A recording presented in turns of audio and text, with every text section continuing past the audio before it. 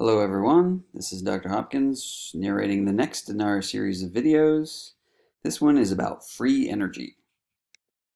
Okay, so we're going to define two new state functions, and we're going to start with the first one, which is Helmholtz free energy.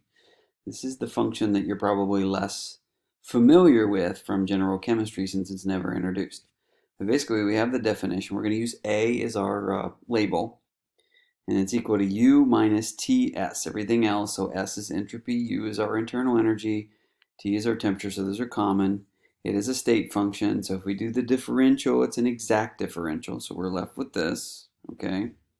Now, we can substitute in, if we use reversible process for the internal energy, the Q reversible, which is TdS, plus work reversible, and then we expand this out in terms of PV work and non-PV work. Then we insert into dA, we end up with this expression. So dA is minus S entropy. Not an easy to determine quantity, although we do now have third law entropys that we can determine. Minus P dV and the non-PV work. Okay, so if we were to restrict, like we've been doing all along, to PV work only, then dA is just a temperature. It has a temperature dependence and a volume dependence.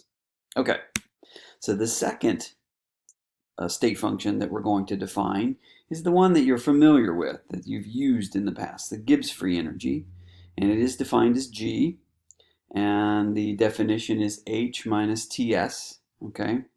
And this is a state function, so the differential is exact, and I've expanded the differential here. And then we do the same thing we did with the Helmholtz free energy. So we expand. We know that dH is du plus pdV plus vdP. That once again is by definition, and we're substituting in our reversible process for internal energy.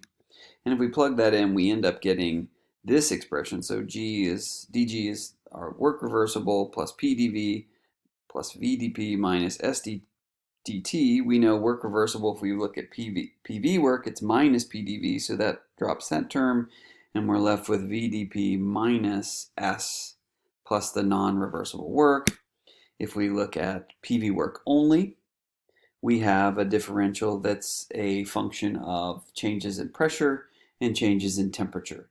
Okay, so just like the corollary in first law, we had internal energy is basically a natural variable with respect to changes in volume and temperature. We introduced enthalpy to be pressure and temperature. So the Gibbs free energy kind of is the corollary to enthalpy, whereas the Helmholtz is the corollary to internal energy. Okay, so let's look at these for processes. We're going to restrict to PV only. So obviously at the end I have the non-expansion reversible work. That would be a process that would be factored in as well. And so since we've defined our Helmholtz free energy in terms of, or our internal energy process, the whole process in terms of a reversible process, if we do isothermal, then the Helmholtz free energy change is just the reversible work, so minus PdV. And then we just go through with isothermal, isochoric, isobaric. I'm not going to go through every single equation. And we go back to our derived equations, substitute in, hey, dt is equal to 0, dp is equal to 0, dv is equal to 0, and we get all of these terms on the left-hand side of the slide. Now, let's go to a situation where we have constant volume and temperature. So let's say we're controlling volume and temperature. In that case, our Helmholtz free energy is equal to 0. And likewise, if we had a constant pressure and temperature, so if we hold pressure constant, say in atmospheric pressure, and we hold temperature constant in a temperature controlled bath, then our delta G is equal to 0. Okay, so, but once again, we've left out the non-expansion reversible work. So that's how you evaluate them for processes. Why in the world do we have these? Why did we introduce these new state functions? We've got a Gibbs and now a Helmholtz. What do they do for us? Well, it has to do with spontaneity. And what we're talking about here is thermodynamic spontaneity. So I'm kind of going through this a little bit backwards, but the thermodynamic spontaneity has nothing to do with time. It's more about, well, is a particular direction inevitable in terms of thermodynamics or not? And remember, every spontaneous or natural process is irreversible, okay? So if we use then the second law, and we look at processes in an isolated system, so for example, the universe, but if we had the whole system and surroundings isolated, then the process is spontaneous if the entropy increases, right? Because that's a consequence of the second law. The total entropy of the universe must increase. Then entropy is driving our spontaneity, if you want to think of it about that way.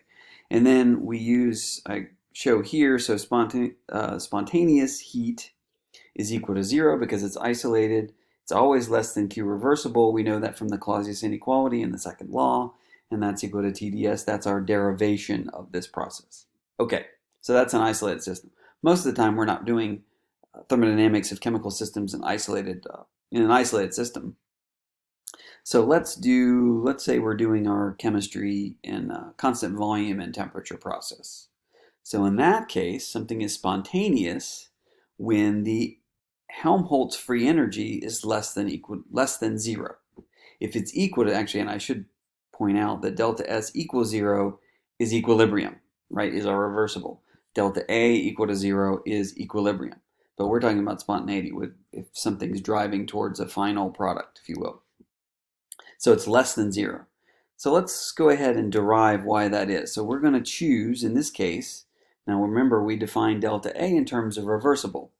But we can look at du in terms of spontaneity in the irreversible case, right? So if we use the irreversible case, both of these are irreversible, and we plug them into du minus TdS, right, in terms of our differential equation, temperature constant, so the dt goes away.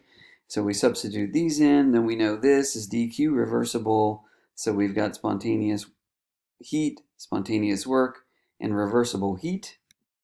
And then we can rearrange this. I'm going to go ahead and integrate it, so we have our reversible minus irreversible. Now we know from above that this is larger than this, so this term is always negative. This, if volume is constant and we're restricted to PV work, is equal to 0 because there's no spontaneous work if there's no volume change.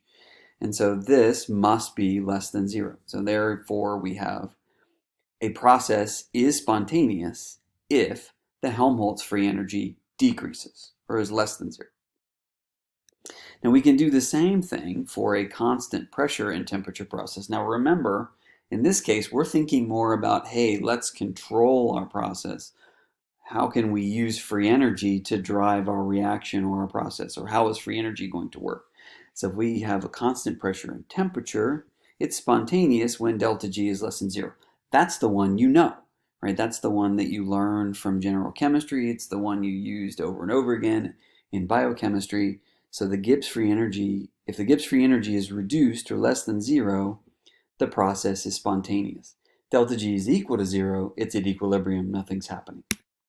So I'm not going to show on this slide a derivation of that, but you can do the same thing. It's fundamentally basically what we did with the dA, except a little bit larger because of the number of terms. But all of these spontaneity criterion are a consequence of the second law of thermodynamics, right? So basically the fact that reversible heat is always greater than irreversible heat drives spontaneity. Or if you want to think about it, it's the entropy that drives spontaneous process. It tells us which direction processes will go. So until next time.